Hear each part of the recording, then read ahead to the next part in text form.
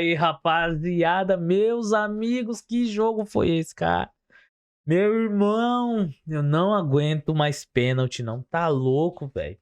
Pênalti é essa loteria, é a sensação de que você tá desarmando toda hora aquela bomba e você vai cortar o fio errado. Meu amigo, pênalti é bom só quando não é seu time. Quando é o seu time, pelo amor de Deus, São Paulo e Atlético Nacional foi para os pênaltis. Quem já tinha passado aquela pressão no primeiro jogo e não tinha morrido, morreu hoje. Certeza, certeza. Cara, eu não sei, mas eu aposto. Eu acredito, no fundo do meu coração, eu acredito que alguém que tem problema no coração já, sei lá, teve um infarto numa disputa de pênalti, porque é muita emoção, é muita apreensão, muita pressão, tá louco. Já deve ter tido casos de pessoas que morreram nessa situação, não é possível. Porque a pressão sobe lá em cima, aumenta, batimento cardíaco vai 130, e cara, e você só tá assistindo o jogo da sua casa, assim. Imagine pra quem é da família, dos jogadores que estão lá, imagine pra quem é conhecido, próximo, meu Deus do céu, que pressão, que apreensão não deve ser. Se inscreve no canal, deixa o seu like ajuda muito, a sua inscrição ajuda pra caramba no desenvolvimento e no crescimento do nosso trabalho aqui. Então eu conto com a ajuda e participação de cada um de vocês que assistem o canal e ainda não é inscrito. Então se inscreve aí pra dar aquela força, aquela moral pra nós, beleza? Tamo junto, um abraço pra você e um arigatou diretamente aqui do Japão, beleza? Rapaziada, o jogo foi o seguinte, São Paulo amassou logo no primeiro tempo ali, no primeiro lance. São Paulo chega na escapada do André Silva, faz o cruzamento para a área, fica aquele bate-rebate, o goleiro salva, o zagueiro tira em cima da linha e você fica, caramba, é hoje. O São Paulo tá com tudo, mais de 58 mil pessoas no Morumbi, aquela atmosfera de Libertadores que só o São Paulino sente e pode proporcionar.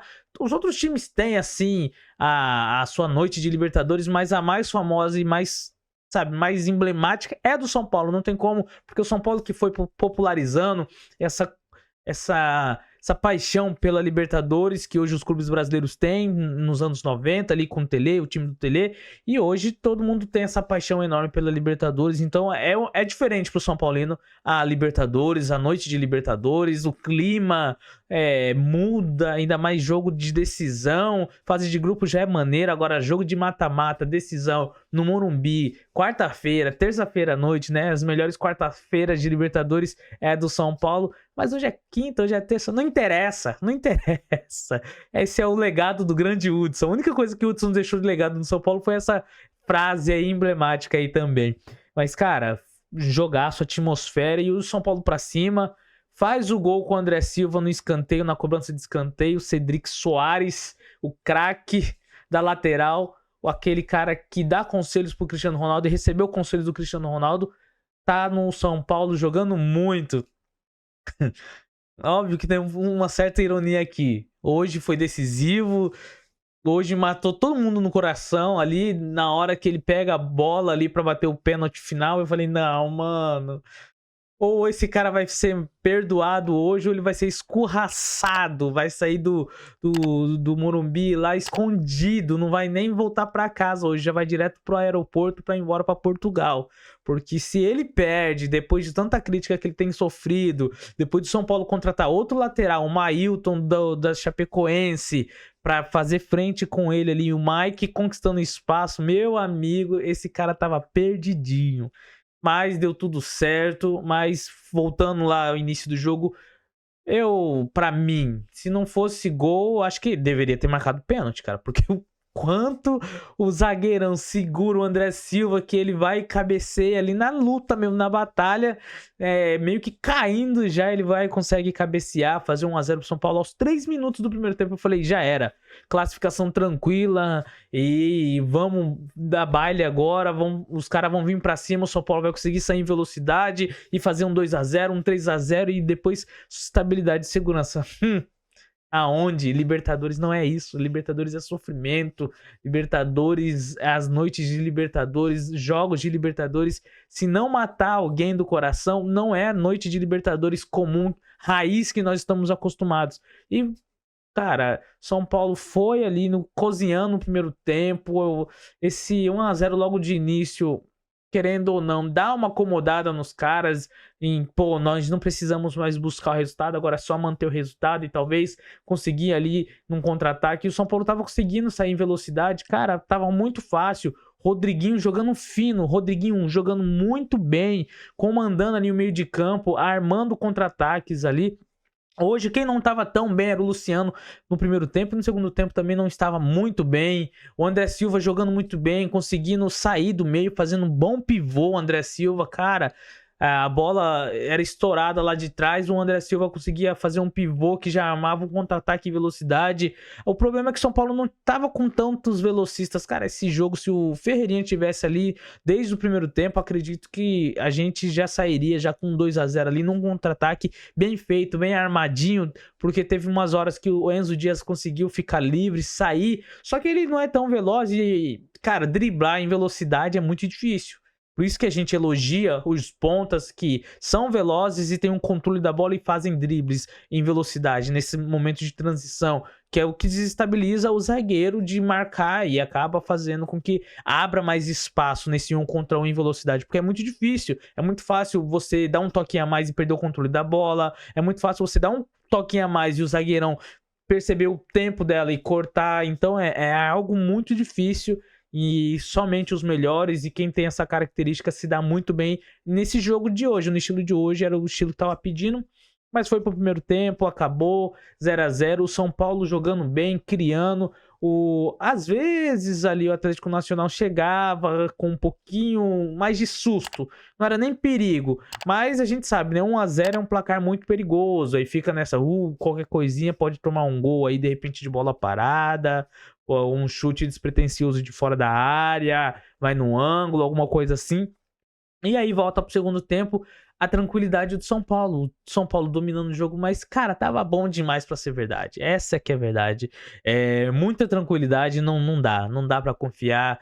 E o São Paulo cedendo aos poucos ali tempo, né? Porque vai dando calma, a galera vai ficando calma ali, então vai se acomodando querendo ou não, cara, não tem como. E às vezes você vê o Crespo pedindo pro time sair pra não ficar recuado, mas é automático, né? O conformismo, o comodismo no corpo, já tá numa situação de menos pressão, mais tranquilidade ali, é normal se acomodar durante o jogo, e foi isso que aconteceu. E aí numa bola despretensiosa, num lance despretensioso, o Enzo Dias dá um carrinho, não acha nada e faz o pênalti ali. E aí você fala, poxa vida, cara. Mas aí você lembra do primeiro jogo, 2 pênaltis desperdiçados. E você vem quem pegando na bola? O Cardona. Aí você fala, já era. O cara tá na pressão, o cara vai perder o pênalti, só que aí ele sai e deixa. Eu esqueci o nome do Morales, Morelo, esqueci o nome. Deixa ele lá pra marcar e ele vai e faz o pênalti, converte. O Rafael foi muito bem, só que o cara bateu muito bem também, forte no canto, então tirou completamente do Rafael e faz 1-1, aí você fala, poxa vida, já era. Só que nesse lance, o Cardona, mais uma vez, São Paulino do jeito que ele é, camisa 10, ele vai lá e faz uma provocação no Ferrarese, mas isso porque o Ferrarese lá, quem vai lembrar, o Ferrarese foi malandro lá, entrou na mente do cara, porque o cara ficou com isso guardado pra caramba. Então lá o Ferrarese falou um monte pra ele nas 2 vezes que ele perdeu os pênaltis, principalmente na segunda vez. O Ferrarese vai e grita no ouvido dele. Ainda bem que o árbitro lá não teve essa mesma... não foi tão rigoroso assim, igual esse árbitro de hoje, senão o Ferrarese poderia ter sido expulso também. Vai saber o que o Ferrarese gritou no ouvido dele, na cara dele ali, e ele vai lá...